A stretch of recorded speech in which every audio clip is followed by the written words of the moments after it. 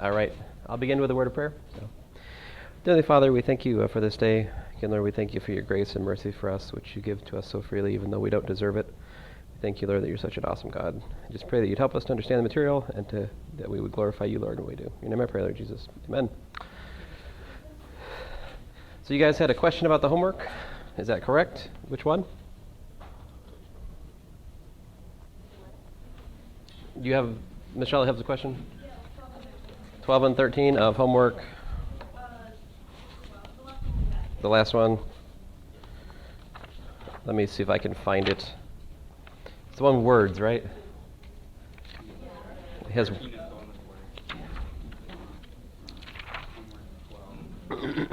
Excuse me, I'll find it in a second here.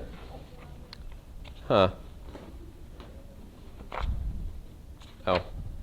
Homework 12, right? Yeah, homework 12, numbers 12 and 13. I will work out for you guys now. As soon as I find a marker that is working. So one of these, let's see, the first one is to find the equation to the tangent line of a graph, right? So pretty much the same song and dance as before. It's just that now the way we find dy dx is with our new transcendental calculus. So let's see here. Homework number 12, problem number 12. So we're looking at the graph. We want to find the equation of the tangent line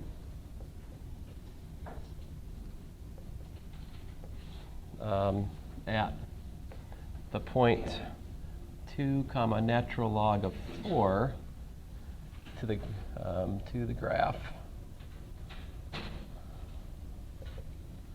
What graph are we looking at? We're looking at the set of points which solve y equals the natural log of x squared.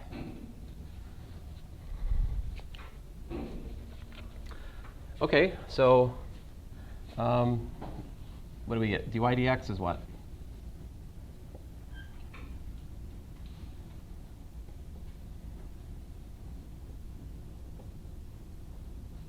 Right?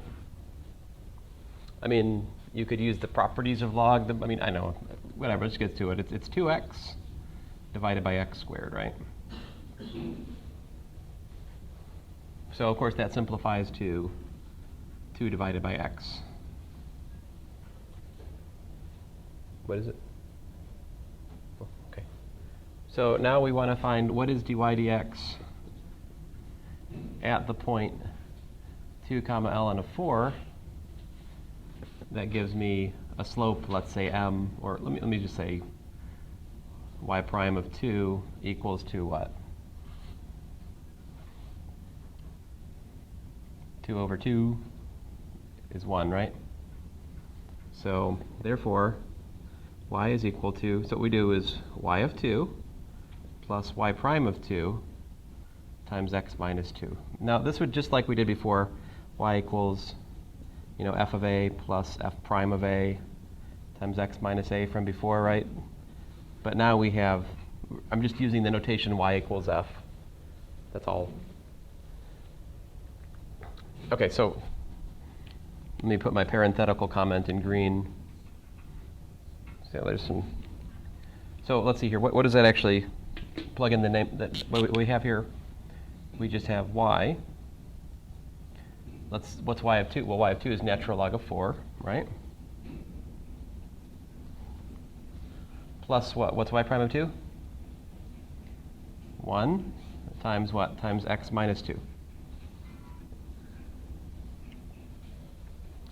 Of course, we could clean this up a little bit. In other words, y is equal to the natural log of 4 minus 2 plus x, right? There you go. That's the equation. Equation to the tangent line.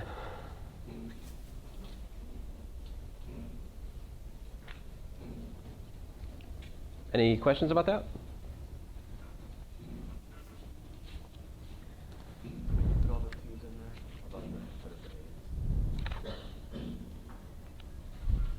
What's that? Why do you put all the twos in there? Is that for the x? Right, that's because we're looking at the x coordinate being 2. So we plug in the y value when x equals to 2, the derivative of y when x is equal to 2, and then x minus 2. That gives me the point slope formula for the line, right?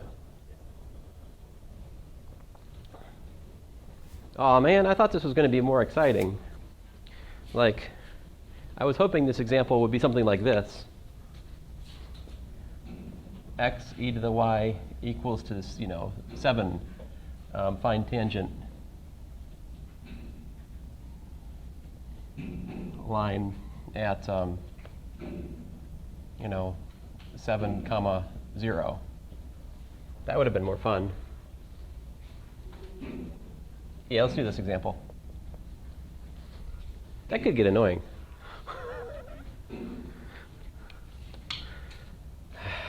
It's okay. So if you were given something like this, we would differentiate implicitly, right? That would give me d dx of x e to the y is equal to d dx of 7, right? And what happens, product rule gives me e to the y plus x e to the y times dy dx is equal to 0. Therefore, dy dx is equal to minus e to the y divided by x e to the y. And so here we would want slope. Of course, it simplifies, right? This is minus 1 over x, actually. So the slope at x equals to 7 is minus 1 over 7 then. And so we get that y is equal to 0 minus 1/7 times x minus 7, or just y is equal to minus 1/7 x plus 1.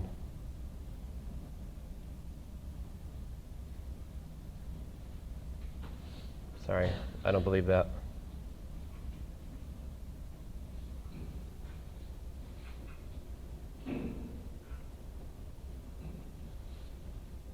Oh, I believe it. So there it goes. Okay.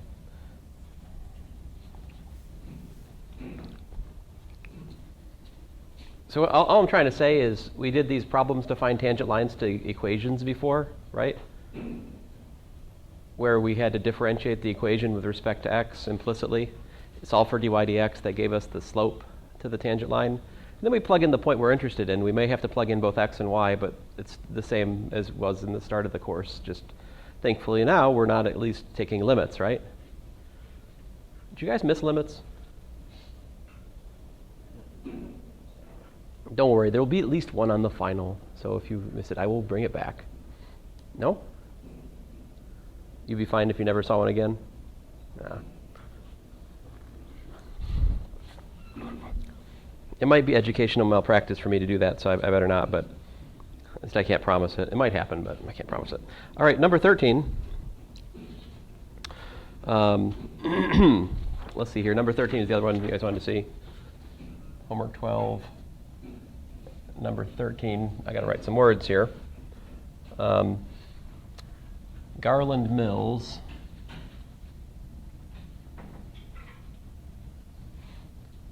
purchased a certain piece of machinery 2 years ago for $500,000.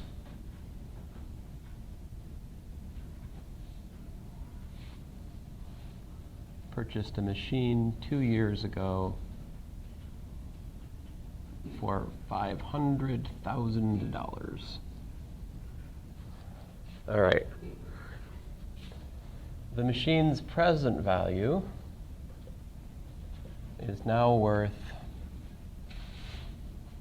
$340,000. Assuming that the machine's resale value decreases exponentially, what will it be 3 years from now? If the resale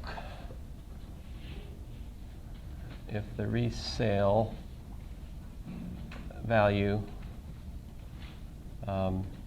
decrease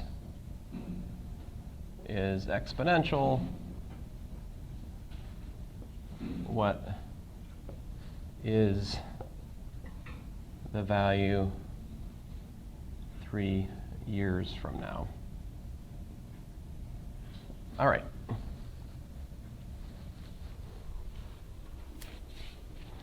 As is usually the case with word problems, the first order of business is to make some labels for things, right? For example, time. We need to come to a clear understanding of what time is here. What should time 0 be? I propose to you that the natural choice for time 0 here is the initial purchase, right? I'm going to say that this is t equals to 0, right? And we also need some letter to denote the cost of the machine. Let's say C. Sound good? Or V for value? What do you want, C or V? C? Okay. So C of 0 is equal to what?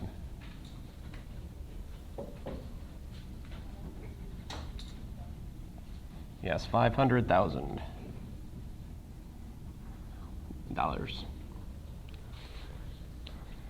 I propose to you that C, and I think we're going to work in years, right? So time will be in years. So C of now, so now is t equals to 2, right? So C of 2 is 340,000. You guys agree? Does that make sense so far?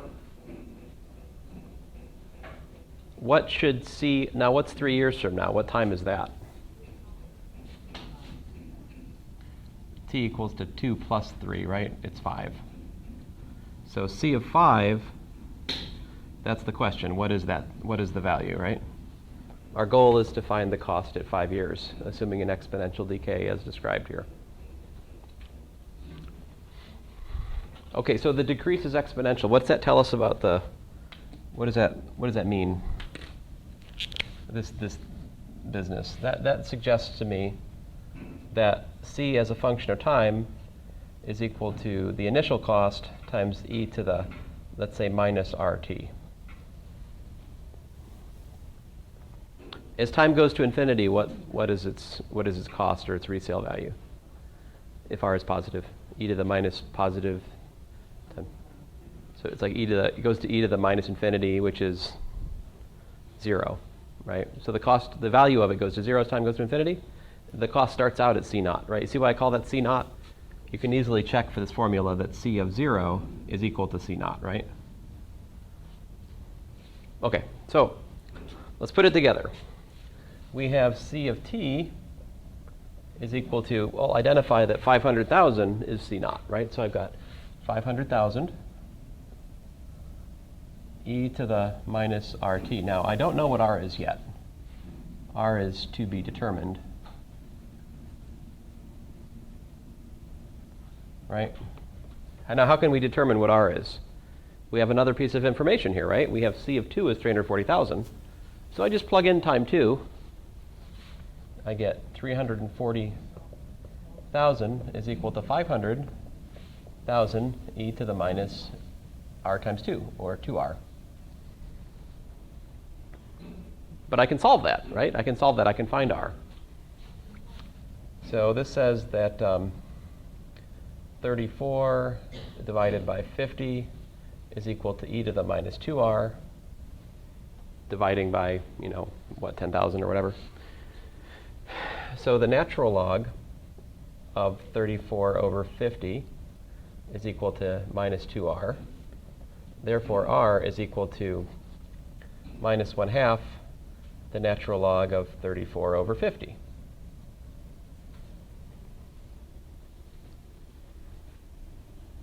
Now, you could just put a decimal number in there if you want, but I'm going to be lazy and use algebra. So this is the same as the natural log of 50 over 34 quantity squared.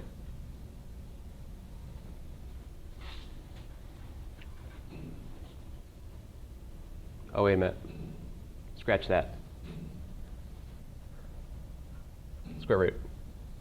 See, because natural log minus 1/2, the natural log of blah is equal to the natural log minus is equal to 1/2 the natural log of 1 over blah which is equal to the natural log of the square root of blah. So in other words, if I have minus 1/2 out front, I can flip the natural log's argument and put a square root on it, and thus remove the half.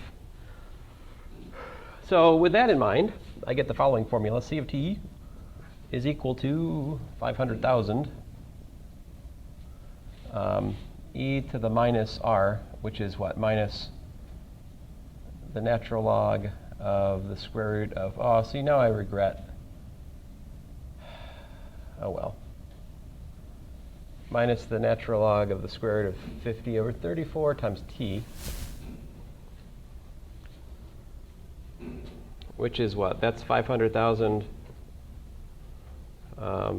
e to the natural log of 1 over the square root of 50 over 34 times t. See what I did there?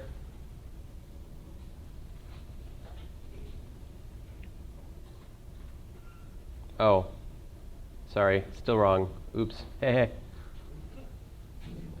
Oh, I'm sorry. No. Let's try that again. The t is outside. The t is better if I write it in front of the natural log. That will give us a better idea what to do here. Oh, you know what? Let me just do over. Mulligan. All right, so try that again. I'm just going to go straight from, I'll put the new thing in red so you guys can, oh, if I have a red marker. So my point is that this is e to the minus 1/2 natural log of 34 over 50, right? All times time. But you see, that's 500,000. And then the minuses cancel, right?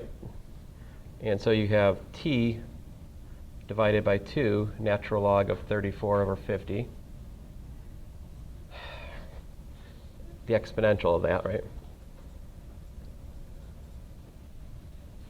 I'm trying to get to a nice formula here. So that's 500,000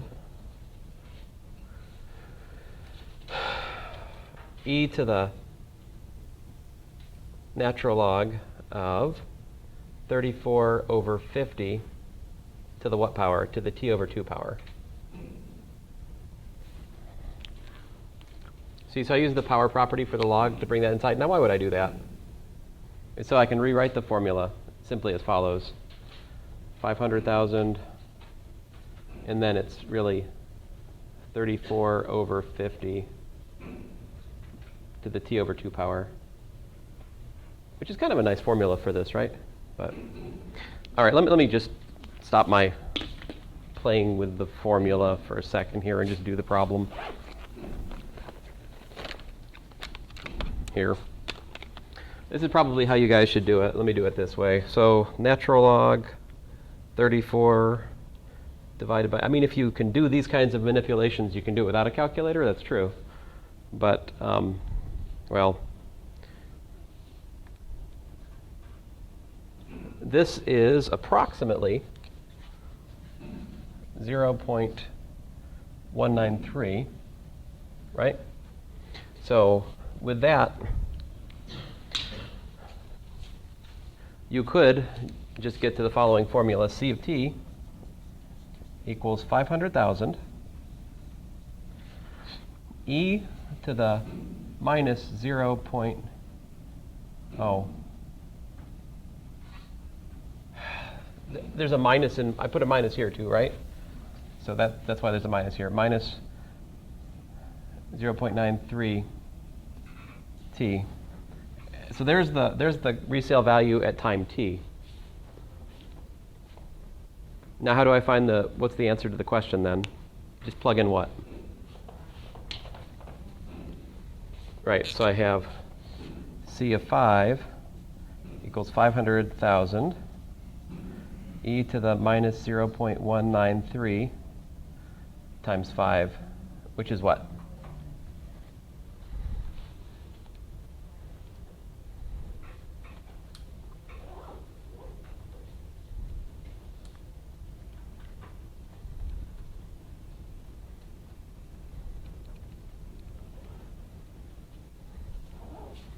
I get 190,652.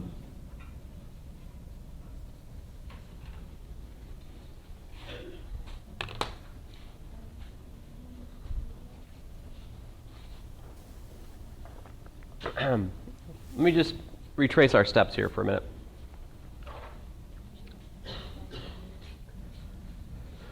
First things first, identify the data you're given, right? The resale value at time 0, the resale value at time 2, and what we're interested in, which is the resale value at time 5. Then we know it's an exponential model fits it, right? So that means that the formula is given by this. C of t is equal to C naught plus e to the minus RT. So we can immediately see that 500,000 is C naught, because that's the meaning of the constant in front of the exponential. And then I just have to plug in time 2 and set it equal to 340,000. When I do that, it tells me what the value for the rate should be. It turns out the rate is 0.193. And then I just put that back into the formula for C of t again, and then I just have to plug in time 5 to actually get what C of 5 is.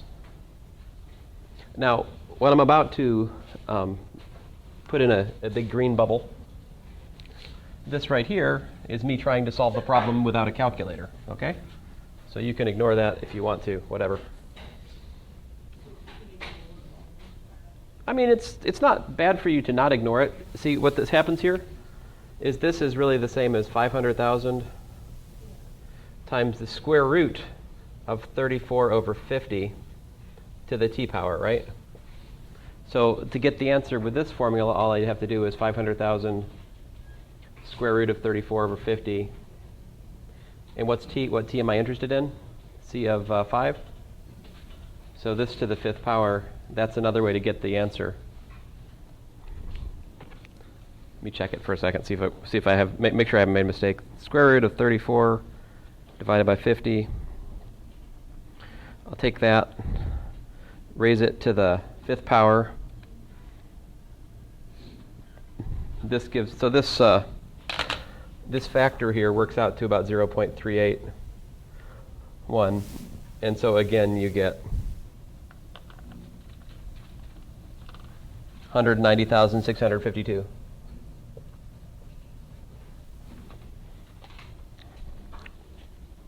All I'm trying to tell you guys is when you have an exponential model, sometimes you can rewrite the formula in terms of the exponential of some other base, and it may be instructive to write the formula that way.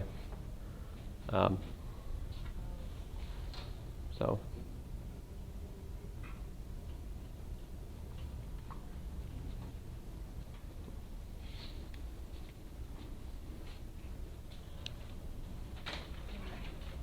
I could talk more about this and make it more confusing.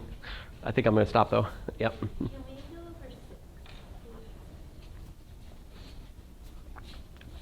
Same homework? Okay.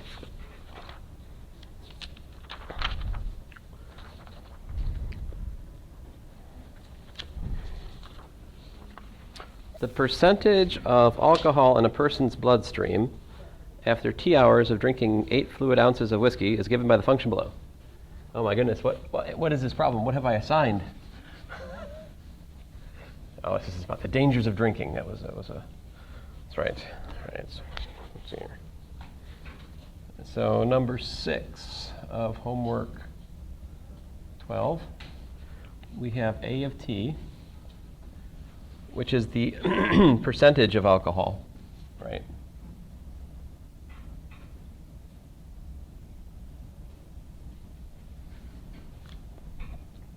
I can't spell. A, L, where'd I go? So A of T is for me it's 0.29. T, e to the minus 0.3 times t. And that's for 0 less than or equal to t less than or equal to 12, right? So the question is, at what time, and that's time in what? Oh, in hours, right? So it says, at what time after drinking the alcohol is the percentage of alcohol in the person's bloodstream at the highest level? And what is that level? Okay. So what you should recognize is this is just basically the absolute extrema question for a word problem, right? So to give you a outline of what we're going to do, we're going to look for the critical values of A, and then we're going to check A of 0 and A of 12. Whichever one of those is biggest is the winner. So why wouldn't the percentage of alcohol be biggest right at the start, at time 0? What's the percentage at time 0? 0. Why is that? You haven't started drinking yet. Right, because you drink it, you don't like directly inject it into your bloodstream, right? I mean, at least at this point in time. I mean, maybe someday in the future we'll find a way to directly inject it, you know. But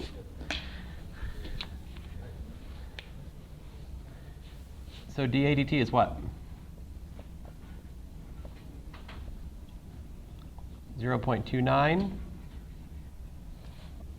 times e to the minus 0.3t minus 0.3t e to the minus 0.3t.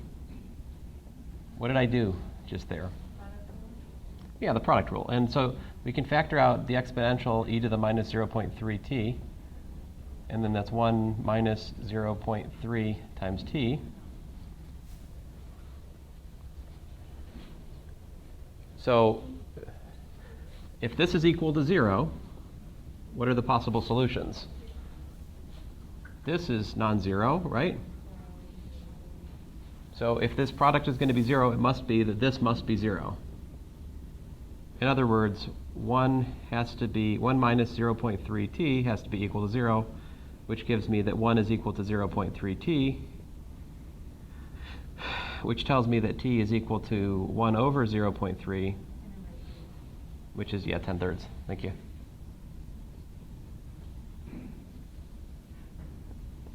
Or approximately 3.33333, you know the drill. So that's my one critical time. So there we go. I calculate A of 0, I calculate A of 10/3, and I calculate A of 12. And what do I get? A of 0 is easy, 0. A of 12 is 0.29 times 12 times the exponential of minus 0.3 times 12. And 10/3 is 0.29 times 10/3 times the exponential of minus 0.3 times 10/3.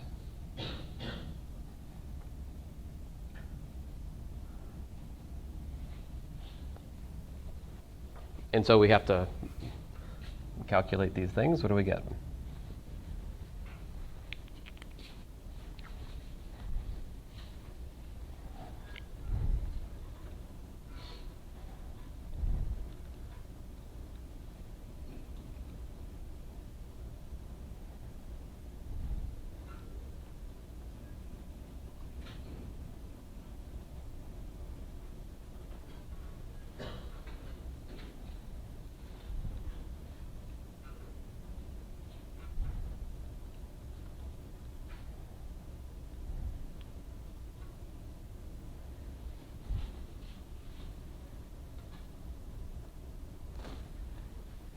I get 0.356.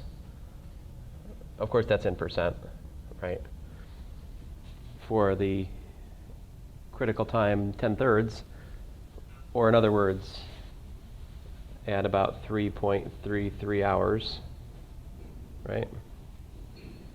What about the next one? 0.29 times 12 times exponential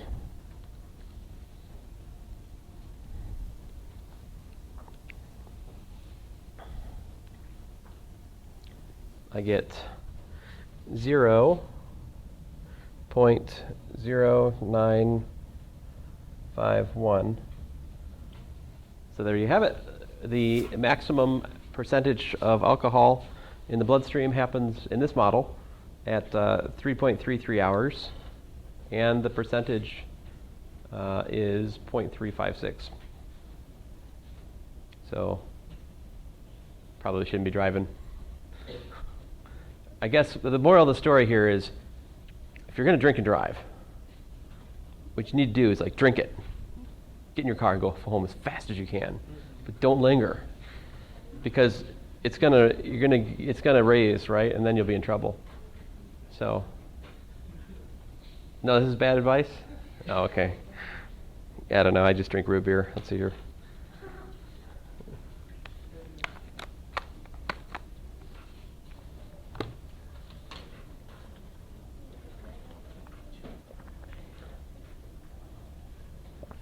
Does that make sense?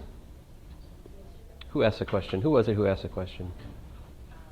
It's Miss Megan. What did you think? Does this make sense? Does that answer your question? Or okay. If you guys are having a mistake in this, and you feel like you understood what I did, but you're still getting the wrong answer, it's almost certainly this step down here, because this kind of calculator work is something maybe you haven't done much lately. I don't know. Maybe you do this a lot in your chemistry class, perhaps, if you've had it.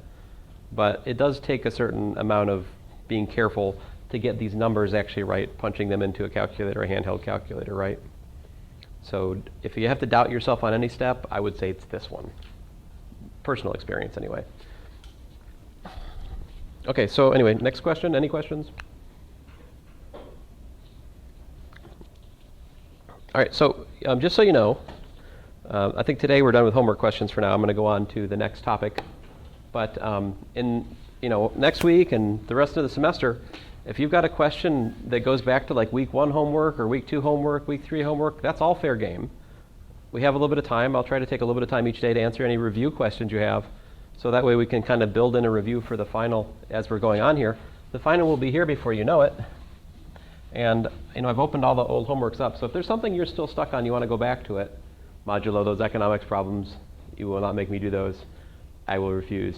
Anything but those, I'm willing to talk about. Although I'm really most interested in questions which are not word problems. Word problems just eat so much time. But I don't mean to say you can't ask it. I won't be as happy. Who cares if I'm happy or not, though? All right.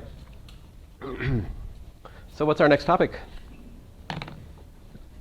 There are 2 central questions of calculus. The one is to find tangent lines to equations of graphs, right? The other is to find the areas bounded by curves. And if you think about it, it's really, really weird that there's any relation between these 2 things at all, isn't there? Why should there be any relation between the area under a curve and the derivative of a function? Can you see it? Let's look at this. I'll show you just a second here. So suppose we're talking about this graph like this, y equals f of x, right? And I want to think about another thing called an area function. So let's say we go all the way over here to say to x equals to t, right? And I could talk about the area between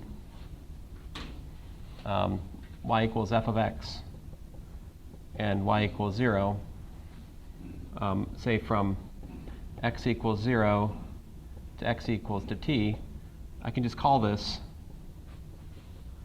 a of t.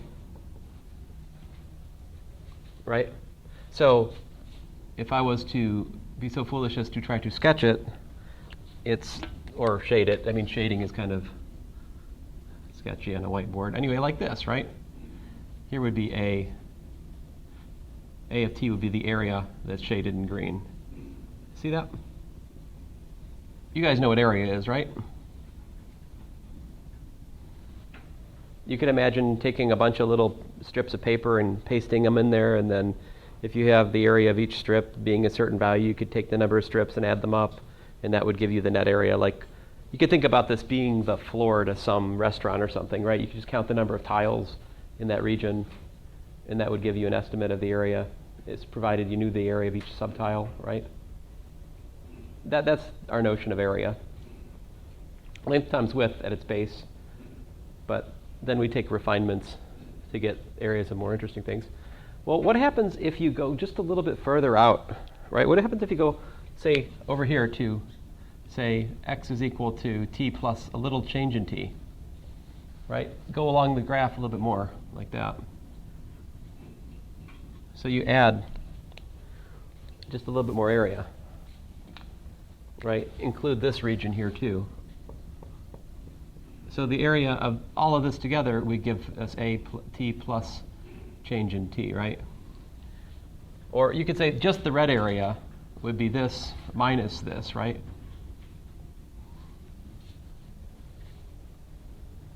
So if I take the area from 0 all the way out to the far line, right? And then I remove the green area, that should give me the area of just the red part. So you could call that the change in area, right? Agree? And then, of course, the change in time, or change in t, rather, is just this right here, right? So if I divide, so if you look at this, right, if I take a of t plus change in t minus a of t, and I divide it by change in t, what is this equal to?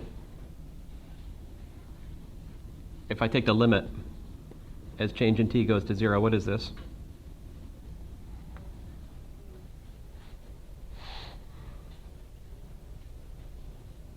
I'm sorry, I brought that up again. This is a sore topic.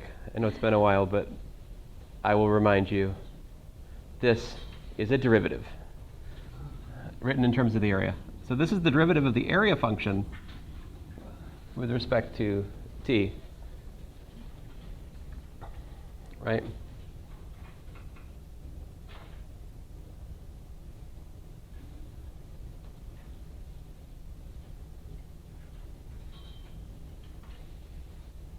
But on the other hand, you can see from the graph what should the change in a be? You can get the change in a you can also just write from the graph, right? What's the change in a? It's this height, right? What's the height of this? I mean, if you think of change of t being small, the value here and the value there are about the same. So right here you've got f of t, right? The height here is f of t. So basically, change in a is just f of t times change in t, right? In other words, you get the change in a over the change in t is equal to f of t. Wait a minute. You mean to tell me that dA dt is equal to f of t then?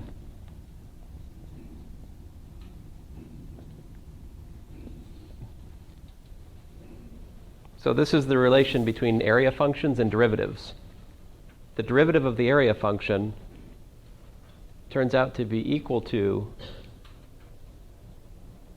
the function for which you're finding the area at the point. That's weird, isn't it?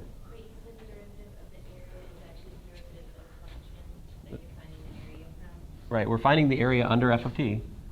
This little picture shows you that the derivative of the area function is actually just the function for which we're finding the area of.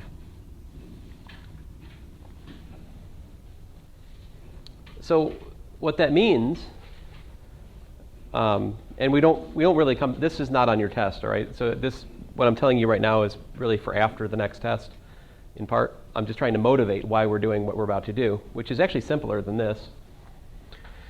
But you see why it's interesting if you can find a function whose derivative is another function, right? So this is definition. If f prime of x is equal to little f of x, then we say the big F is an antiderivative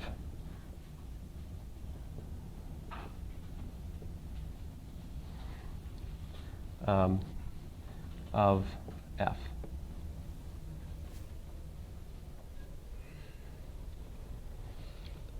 What I've shown in my motivational statement here is antiderivatives of the function f apparently have something to do with its area. Okay. Again, I'll come back to how you actually calculate with this after the test. So, what's that? The test is it 12? Okay. So on the test, the topics I cover on the test are basic antidifferentiation and U substitution. Then after the test, we'll cover how to actually calculate areas. All right, so that's the division of labor I've made for the rest of the semester, and we'll stick with that.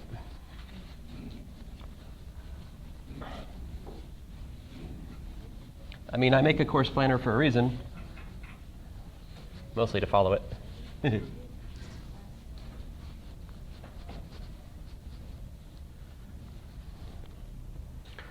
Now, if this, like you said, just kind of went over your head, that's okay. We'll come back to it again after the test and try to internalize it then again.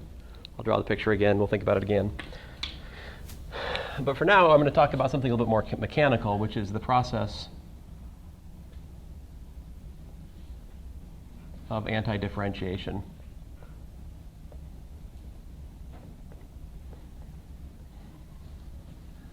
So basically, here's the thing. I'll make a table of examples. So here we have f of x, and here we have the antiderivative big F of x.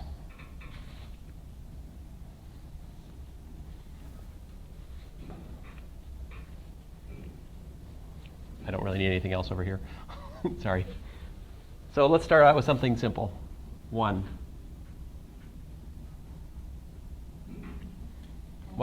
What can we differ? And again, in each one of these cases, the thing is df dx has to be equal to f, little f. X, I'll take that. I would have also taken x plus 3, whatever. You can add any constant, right? So generically speaking, we could say any plus any constant, right? You can add any constant, right? What's the derivative of a constant? Right, so if you have f1 df1 dx is equal to f, and well then ddx of f1 plus a constant is still equal to df1 dx. So you could add any constant to an antiderivative and still have an antiderivative. So if you have a friend and you both antidifferentiate a function, right? One of you gets x, the other one of you gets x plus 7. You don't disagree. They're both antiderivatives. They're both legitimate. All right, sorry, let me get back on track here. X, what could we differentiate to get x?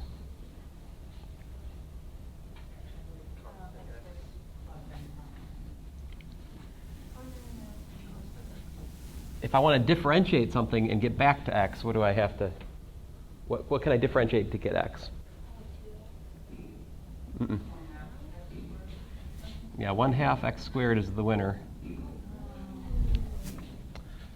Right, so, and I'll put out over here, see, because ddx of 1/2 x squared is what? It's 1/2 of 2x, which is x, right? What if I had x squared? Now, x cubed is a good guess to start with.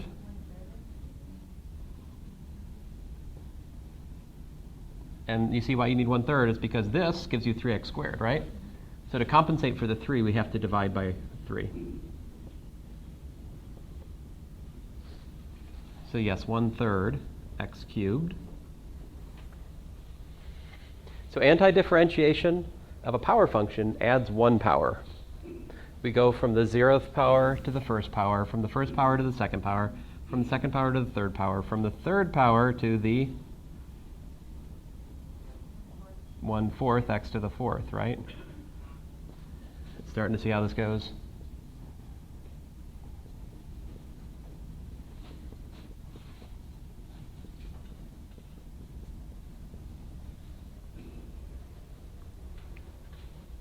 Now, it's nice to have some kind of like operational notation for this. But I'll write a few more examples, then I'll show you the operational notation. Let's see here. How about e to the x? What can I differentiate and get e to the x?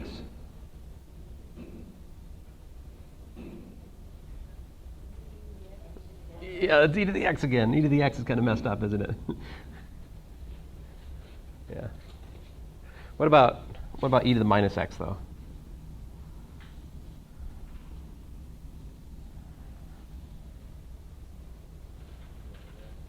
What's that? Mm-mm. So let me write what we want. We want d dx of something is equal to e to the minus x, right? What if I just tried e to the minus x, since e to the x worked for the other one? I get a minus I don't want, right? So to fix that, indeed.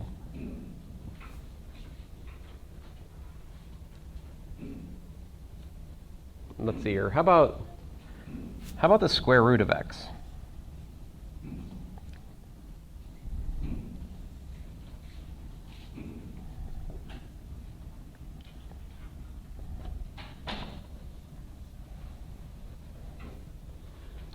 Now, maybe it's helpful if I rewrite this as x to the 1/2, right? That's what we... 2/3 x to the 3/2. I do think we have a winner. If I take the derivative of x to the 2/3, x to the 3/2 rather, that brings down a 3/2. The 3/2 cancels with the 2/3, and we're left with an x to the 1/2. Indeed, that is the answer.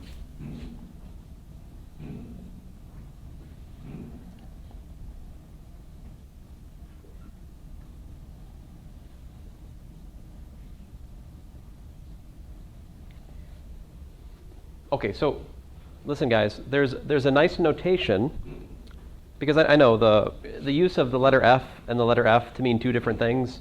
I know one's the big F and the other one's the little f, so there's a difference. But it's nice to have a notation which is a little bit more sort of operational. In the same way, you know what d dx of something is the derivative, right?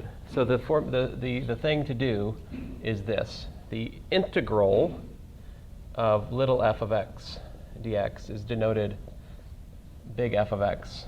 But now we insist on adding the constant here, because the idea of the so-called indefinite integral, the indefinite integral is a way of capturing all possible antiderivatives. Now, all possible antiderivatives, basically you guys already gave me almost all possible antiderivatives in what you wrote here. To make the distinction, these are...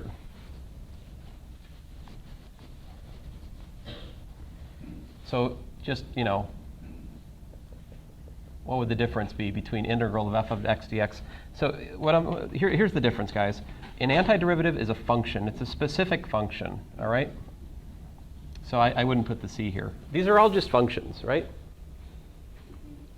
The indefinite integral is actually a whole class of functions. It's a bunch of them written at once. And all that really means is you add c, all right? That's all it is. So... But the addition of c is important because it reflects possibilities. These are the other things that you could differentiate and still get these things.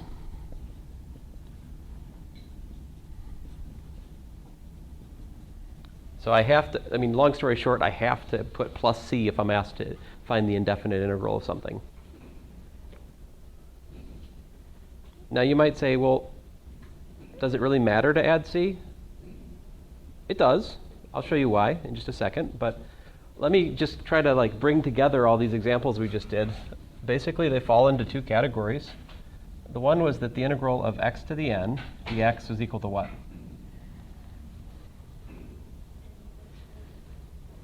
Yeah, x to the n plus 1 divided by n plus 1, right? Plus a constant, because this is the indefinite integral. Or we also uncovered the formula that the integral of e to the x dx is e to the x plus a constant. And that's, well, I also have the, fine, I also have this e to the minus x dx. It's minus e to the minus x plus a constant. I guess that pretty much covers all of these. You notice that this is just n equals to 0.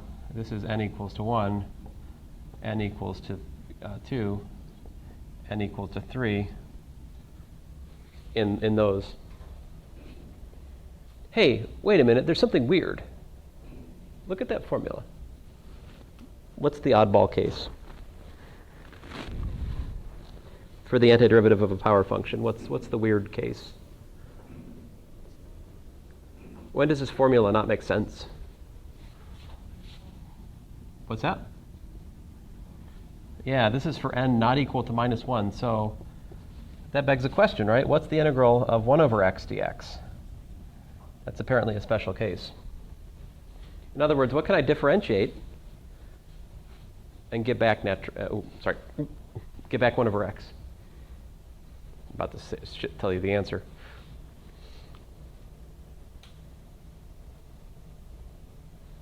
This was a very long time ago. It was called Tuesday. The natural law. Yes. Oh, no, not n, but natural log of x, yeah. At the moment, we only have for x greater than 0. Those are those are the basic integrals that we have to work with in here, okay?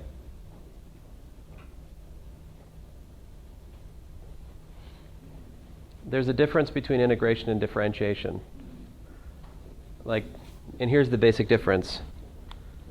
Differentiation is easy, and integration is not. See, because it's a backwards question, right?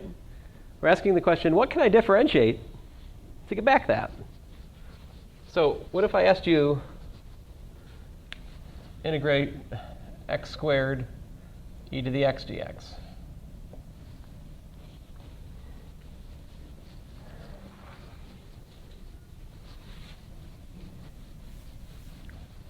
Maybe that's not the greatest example because there's actually hope of you guessing the answer here.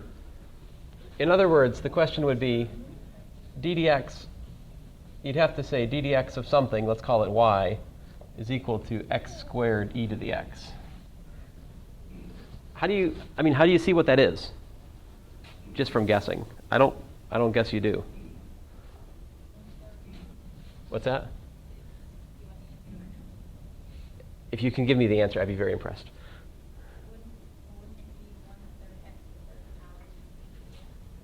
One third x to the third power e to the x. Now let me show you why that doesn't work. So d dx of that.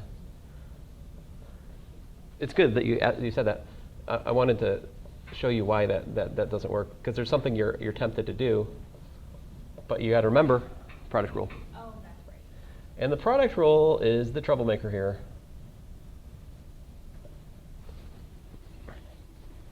So the rule we don't have, in fact, but it's worse than this, right? If you try to integrate f times g dx, it's not, there's no like simple, well, there actually is a product rule, but not what you think. We need something called integration by parts, which would be after the test if we cover it. I forget if I covered it or not, but yeah. Why do you have, I'm just confused by, for the product rule, wouldn't it be 1/3 x cubed dx plus x squared dx? Why do you have it? Oh, yeah. Sorry. That 1/3 doesn't belong there. Absolutely. But even on the first part, it'd be 1/3. Oh, there's the 1/3 here too, yeah.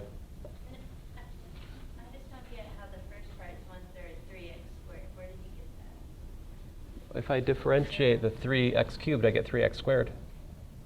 Product rule, f prime g plus f prime g plus fg prime. But isn't it the product rule of x squared dx? Well, if this is going to be y, if this is the antiderivative that we're looking for, when I differentiate it, I have to get back the integrand, which I do get the integrand here.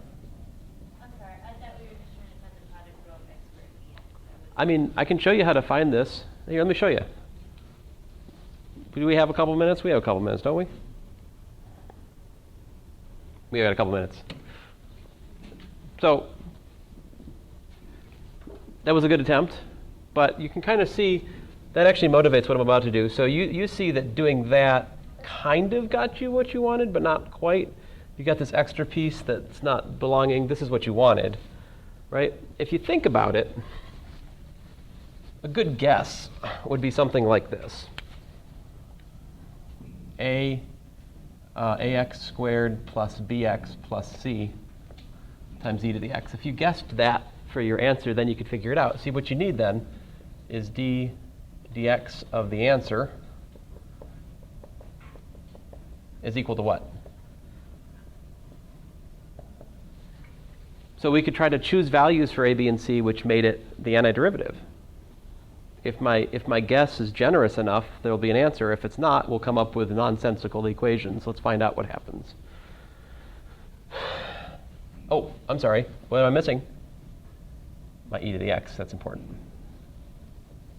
Okay, so product rule, right? It gives me 2ax plus b times e to the x plus ax squared plus bx plus c times e to the x is equal to x squared e to the x. And if you group things, you've got b plus c times e to the x plus 2a plus b x e to the x plus a times x squared e to the x.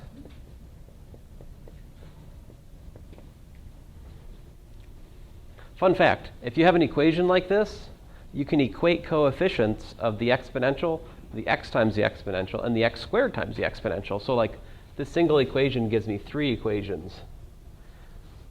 B plus c, how many e to the x's are there on the other side? There's none of them, so I get 0. I get 2a plus b is 0, and I get a is 1. Aha, a equals to 1. I like that equation. That's easy to solve. If a is equal to 1, then b is equal to minus 2a is equal to minus 2.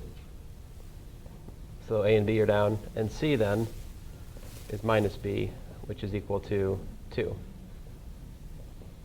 So through this method of systematic guessing, I believe I have an answer that the integral of x squared e to the x dx is equal to x squared e to the x minus 2x e to the x plus 2 e to the x plus a constant.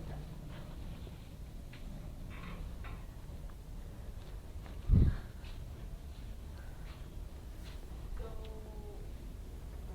what did you do between the third step and the fourth step? I'm not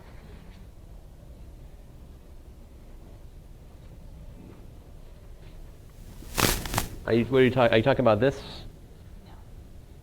This? before that. How did you get from There to there? What I did was I grouped things that have just exponential, things that have x times the exponential, or things that have x squared times the exponential. So if you group terms that are just exponentials, there's a b, and there's a c, but that's it. why wouldn't you just pull out the e to the x power and then put the rest of it? You could do that. Yeah, you could just cancel the exponential and read these off as coefficients of a polynomial, which is 0. That'd be fine, if you'd rather do it that way. If you want to take this equation and divide by e to the x and just say, okay, so we've got b plus c, there's no constant term over here, so b plus c must be 0. The coefficient of x squared here must be the coefficient of x squared there, which would be 1. And the coefficient of x here is 2a plus b, but there's no x term on the other side, so it must be that this is 0. You know, because two polynomials can only be equal if they have matching coefficients. If you want to do that, it'd be fine. That's why this is valid.